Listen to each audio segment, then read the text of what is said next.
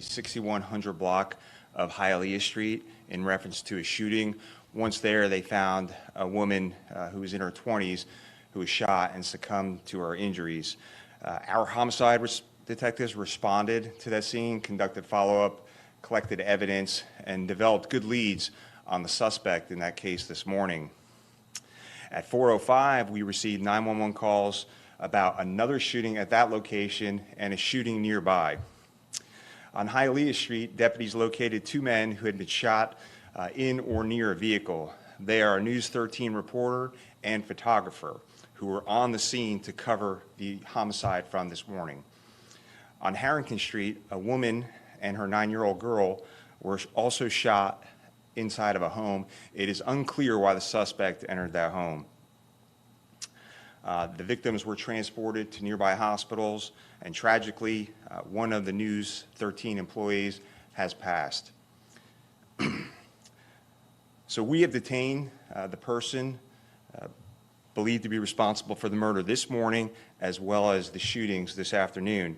He is 19-year-old Keith Melvin Moses. He is being formally charged in the murder from this morning, and we expect additional charges for the shootings of the 4 people this afternoon. At 19, he has a lengthy criminal history to include gun charges, aggravated battery and assault with a deadly weapon, burglary, and grand theft charges. So I want to acknowledge what a horrible day this has been for our community and our media partners. I work closely with all of you and know many of you and know the very difficult job that you do, and also the very important job that you do for our community and for law enforcement. No one in our community, not a mother, not a 9-year-old, and certainly not news professionals, should become the victim of gun violence in our community. So at this time, I'm happy to take questions from you. Sheriff, did he see the news crew in that area? Was he returning to the scene, saw them there and fired? What does he say? So the suspect is not saying much right now. It is unclear if he knew they were news media or not. We're still trying to work all of that out.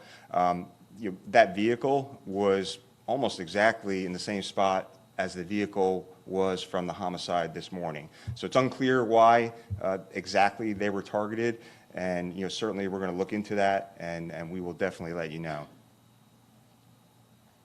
How's the child doing? So still in critical condition, and we'll notify you of the outcome soon. Do we know if the shootings were connected? So yeah. So the shooting this morning, the 2 shootings of the 2 news reporters, and the shooting of the mother and the 9-year-old child are all connected. The same suspect, Mr. Moses, is responsible for all those shootings. He's been charged, formally charged in the murder this morning, and we expect charges soon on all of the other victims. Do you know if he was targeting them because they were a news crew? He saw them going on TV, talking about a crime he's being accused of. Was this news crew targeted? It's hard to know if he was targeting this news crew. Again, that'll be all part of our investigation. I was out there at the scene. The vehicle doesn't really look like a news vehicle to me. But then again, there was a photographer there, so that's possible. But that's all part of our investigation. He was an acquaintance of the woman this morning, but as far as we know, had no connection to the reporters and no connection to the mother and a 9-year-old, and we were unknown. We don't know why he entered that home. How many shots were fired into the vehicle?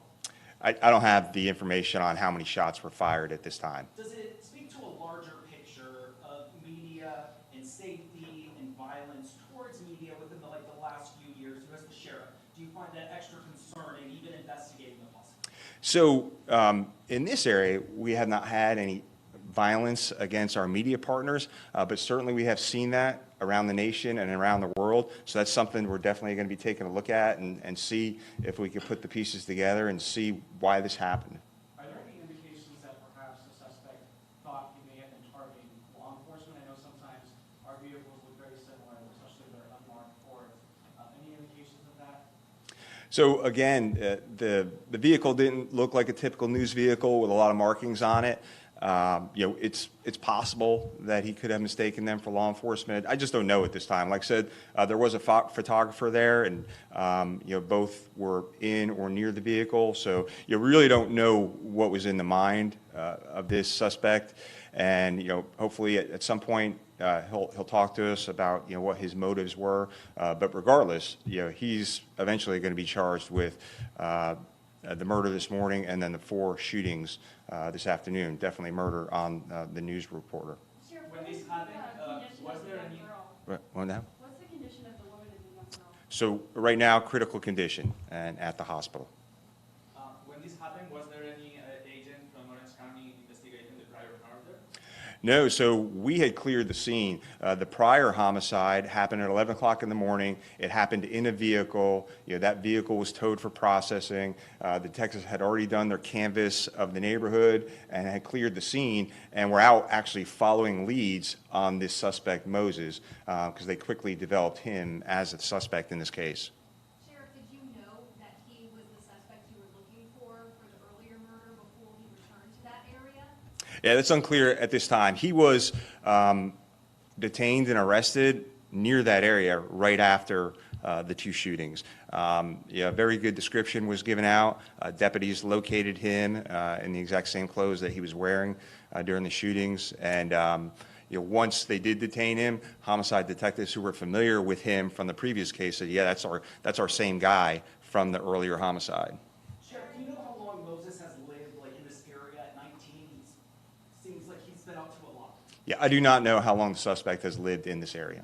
And just to be clear, it was a News 13 reporter and a photographer, correct? There was 2 different titles there. That's correct. So they were both in or near the vehicle, a reporter and a photographer. And unfortunately, one has passed. What is the condition of the other person? So the mother is in, critical condition. Right. What's the condition of the photographer? Yeah. So there is one News 13 media person who has passed from his injuries. The other person is being treated at the hospital. Do you know the situation at the hospital? Is it on lockdown right now? Why? I have no idea if there's any kind of situation at the hospital, not to my knowledge. We have plenty of deputies in that area. Has there been any reports of witnesses saying that the suspect looked at several news vehicles or several vehicles to shoot inside?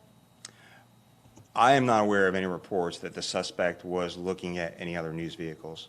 Any suspicious activity just looking into the vehicles? I have not heard that yet, no. Was the homicide this morning domestic related? The suspect and the victim? So it's unclear. It seems like there were 3 people in the car. The suspect shot the victim as they were in that vehicle on Hialeah. So I'm assuming they were acquaintances. We just don't know the exact relationship at this point.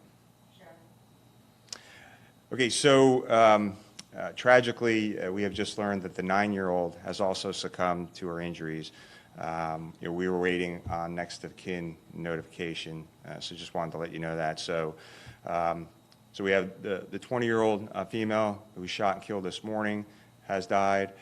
We have one of the news media personnel has died, and now the 9-year-old child has also passed from the gunshot wounds as well.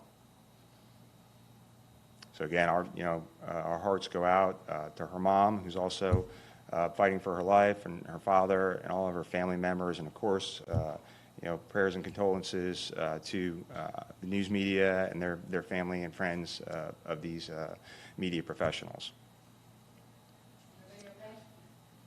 Sheriff, do you have a ballpark idea of how many other people were in that area around 4 o'clock today? Did other people witness this? So we're doing our canvas right now. I mean, it was 4 o'clock, so chances are there were people out and about.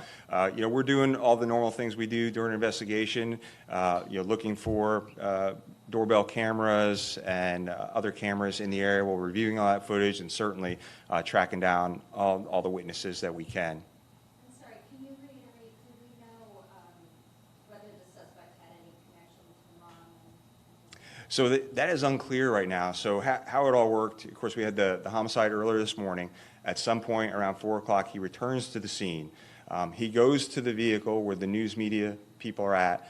He shoots both the people from News 13, Then he goes up to Harrington Street and takes a left, and there's a brown house up there. He walks inside the house and shoots the 9-year-old and the mom. And right now, we're unclear as to why he shot them in that house. Really unclear as to why he shot at the news vehicle as well. And he isn't saying anything for himself? No, he wasn't saying anything. We did, when deputies located him and arrested him, he was armed with a handgun, which we believe will link him to these cases as well. So just to confirm, the other News 13 employees, are they in critical condition? Yeah, they're in critical condition, correct. Where was the suspect arrested? About a block away from Hialeah. About a block away from the scene on Hialeah. It's all very close where it all happened. Everybody good? Thank you, Sheriff. Okay, thank you.